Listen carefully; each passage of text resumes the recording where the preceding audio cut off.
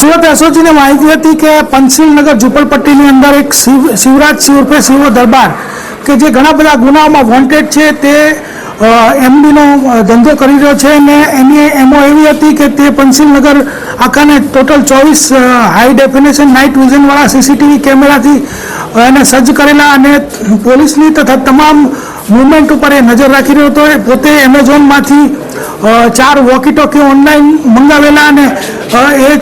4 છોકરાઓ પણ રાખતો હતો કે જે પંચશીલનગરમાં ફરતા રહે અને કોઈ પણ મુવમેન્ટ હોય તો જાણ કરે. આવું જે એનું હતું એની અંદર એસઓજીને બાતમી મળી કે આ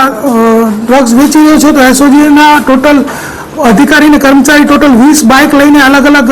દિશાઓમાંથી જઈ અને જેનું ઘર છે એને કોર્ડન કરી અને એની અંદરથી 118 ગ્રામ એમડી જે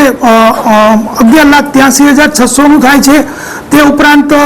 એના 2 મોબાઈલ ફોન પછી 2 લોડેડ પિસ્ટલ મળી આવેલ છે તથા 4 વોકી ટોકી અને ટોટલ 16 લાખ રોકડા રૂપિયા જે છે મળી આવેલ છે. એના વિરુદ્ધમાં એને અટક કરી અને ધોરણસર કાર્યવાહી કરવામાં આવી છે.